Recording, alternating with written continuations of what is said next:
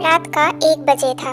सियाल की हवा यूजुअली ठंडी थी और साथ में बर्फ भी पड़ रही थी, पर नामजून के दिल में जो तूफान चल रहा था उससे ज्यादा सर्दी शायद दुनिया में कहीं नहीं थी। वो स्टूडियो के बाहर बैल्कनी रेलिंग्स पर हाथ रखकर खड़ा था, नीचे चमकते शहर को देखते हुए।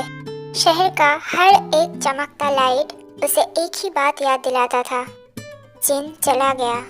नहीं, दूर नहीं, पर उसके दिल से। कम से कम नामजून को तो ऐसा ही लग रहा था।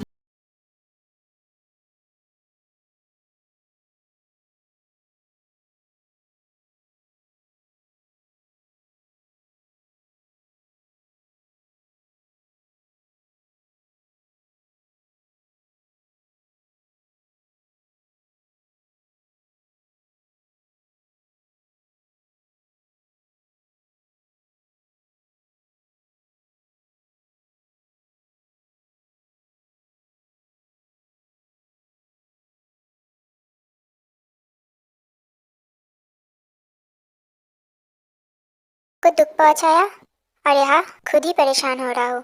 नामजून ने हल्की सी मुस्कुराहट के साथ खुद को डांटा। तभी पीछे से स्टूडियो का डोर धीरे से खुला। नामजूना, वो आवाज जिसे सुनकर नामजून का दिल हमेशा शांत हो जाता था। नामजून पलट के देखा। जिन था, वाइट हुडी, सॉफ्ट आईज और वो थोड़ा सा कंफ्यूज एक्सप्रेशन में था, जैसे वो श्योर नहीं हो कि उसे यहाँ आना चाहिए या नहीं। ह्योंग, नामजून ने आगे बढ़ने की कोशिश।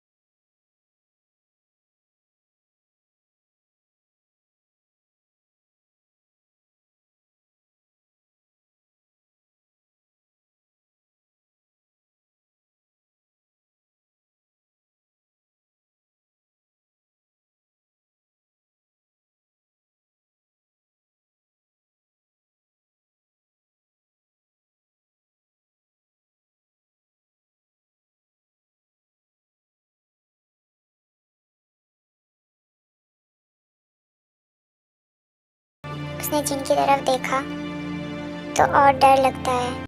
जिन ने धीरे से सांस ली और कहा, तो तुम्हारी प्रॉब्लम मैं हूँ? बिल्कुल नहीं, नामजून ऑलमोस्ट चिल्ला देता अगर जिन इतने नजदीक नहीं होता तो। तुम मेरे लिए सब कुछ हो, बस मैं ही गलत हूँ।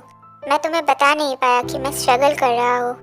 नामजून की बात सुन के जिन का दिल थोड़ा पिघला, पर पूरी तरह से नहीं। जूनी, जिन ने उसका हाथ अपने हाथ में लिया। तुम्हें पता है मुझे सबसे ज्यादा क्या चोट पहुंचाती है? नामजून ने सर हिला दिया। ये नहीं कि तुम बिजी हो, ये नहीं कि तुम थक गए हो, ये नहीं कि तुम प्रेशर में हो, बल्कि यही कि तुम ये सब मुझे बताते नहीं। मैं तुम्हारा पार्टनर हूँ, तुम्हारा ह्योंग, तुम्हारा पर्सन। जिनकी आवाज़ क्रैक हो गई, फिर भी उसने कहा, पर तुम मुझे अपनी दुनिया के बाहर रखते हो हमेशा।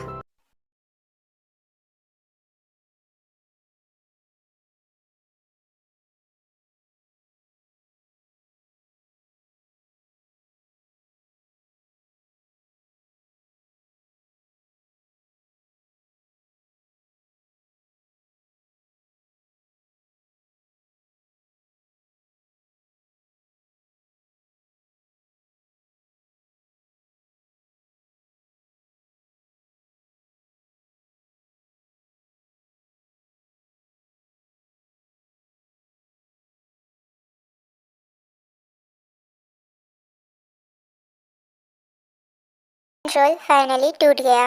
वो जिन को टाइट हग कर गया, उसकी हुडी में अपना फेस छुपाते हुए, और कहने लगा, sorry Hyeong, I am so sorry. मैं तुम्हें दूर किया, मैं स्टूपिड हूँ, पर प्लीज मुझे मत छोड़ो।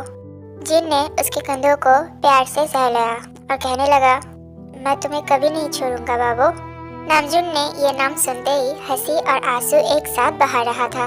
जिन ने नामजुन के बालों पे हाथ फेरते हुए धीरे से उसके कानों में कहा, पर प्रॉमिस करो अगले बार जब दर्द होगा, प्रेशर होगा या कोई भी स्ट्रगल होगी तो मुझे भगाओगे नहीं, मुझे आंखों में देख के बताओगे। नामजुन ने सर उठाया और कहा, आई प्रॉमिस, मैं दोबारा ऐसा नहीं करूँगा। जिन ने सॉफ्टली उसके फोrehead पर एक जेंटल सा किस दिया और कहा, गुड, अब चलो घर चलते हैं, तुम्हें रेस्ट की ज़रूरत है। और मुझे वो शर्माते हुए रुक गया। नामजुन ने टीजिंग स्माइल दी और बोला, तुम्हें क्या यंग? जिन ने उसका हाथ दबाते हुए कहा, मुझे तुम्हारी ज़रूरत है। जिन का वो एक सिंपल सा सेंटेंस और नामजुन के सालों का प्रेशर, गिल्ट और फियर उसके दिल से उतर गया। दोनों स्टूडियो से बाहर चले गए, एक दूसरे के हाथों में हाथ डालते हुए, उन दर्द और डिस्टेंस को पीछे छोड़ते हुए। एक मैसेज है सबके लिए, कभी कभी प्यार परफेक्ट नहीं होता, पर सही पर्सन के साथ इम्परफेक्ट भी ब्यूटीफुल लगता है।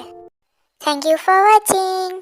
हेलो दोस्तों, अगर आप लोगों को मेरी ये स्टोरी पसंद आए तो प्लीज़ लाइक, शेयर और सब्सक्राइब ज़रूर कीजिए और कमेंट में भी बताइए कि कैसी लगी आप लोगों को ये नामजुन की प्यारी सी story. Thank you, love you दोस्तों।